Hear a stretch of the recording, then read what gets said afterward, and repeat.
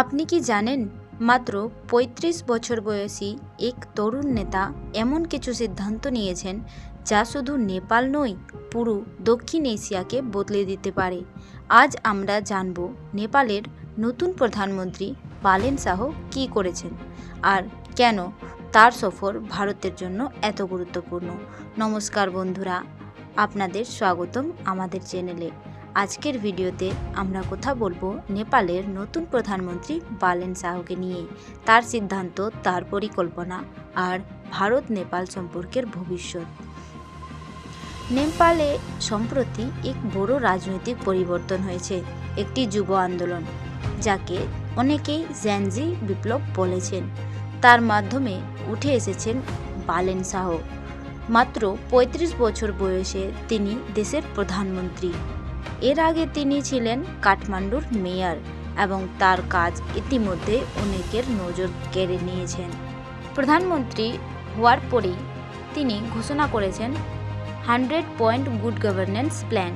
এর মধ্যে সবচেয়ে চমকপ্রদ কিছু সিদ্ধান্ত হলো, কোনো সরকারি কর্মচারী কোনো রাজনৈতিক দলের সাথে যুক্ত থাকতে পারবেন না, ভিআইপি কালচার সম্পূর্ণ বন্ধ, কোনো রাস্তা ব্লক হবে না, কোনো সাইরেন নয়, সব মন্ত্রী, সাংসদ এবং অফিসারদের সন্তানদের সরকারি স্কুলে পড়তে হবে, প্রাইভেট হাসপাতালগুলোকে 10% বেড গরিবদের জন্য ফ্রি রাখতে হবে।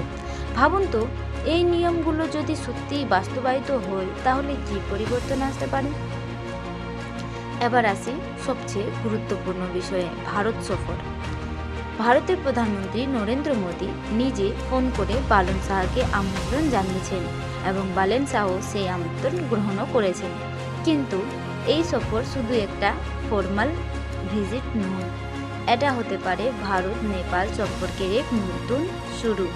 ভারত আর নেপাল শুধু প্রতিবেশী নয়, এই দুই দেশের মধ্যে সম্পর্ক রুটি বেটির সম্পর্ক। কিন্তু গত কিছু বছরে রাজনৈতিক দূরত্ব তৈরি হয়েছে। এখন প্রশ্ন, বালেন শাহ কি সেই দূরত্ব কমাতে পারবেন?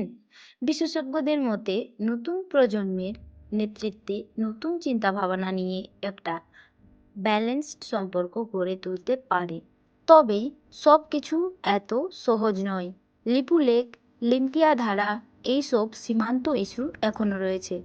আর আগে বালেন শাহ নিজেও কিছু বিতর্কিত মন্তব্য করেছিলেন। তাহলে কি তিনি এখন নিজের অবস্থান বদলাবেন নাকি নতুন কোনো কৌশল আনবেন? একদিকে যুবশক্তি, অন্যদিকে আন্তর্জাতিক রাজনীতি, এই দুইয়ের মাঝে দাঁড়িয়ে আছেন বালেন শাহ। যদি তার পরিকল্পনা সফল হয় তাহলে শুধু নেপাল নয়, পুরো দক্ষিণ এশিয়ার রাজনীতিতে নতুন দিশা আসতে পারে। আপনার কি মনে হয়, বালেন শাহ কি সত্যিই পরিবর্তন আনতে পারবেন? ভারত নেপাল সম্পর্ক কি আবার আগের মতো মজবুত হবে? কমেন্ট করে অবশ্যই জানাবেন। ভিডিও ভালো লাগলে লাইক, শেয়ার এবং সাবস্ক্রাইব করবেন। আপনার একটা লাইক, একটা সাবস্ক্রাইব থেকে আমরা অনেক অনেক উৎসাহ পাই। ধন্যবাদ।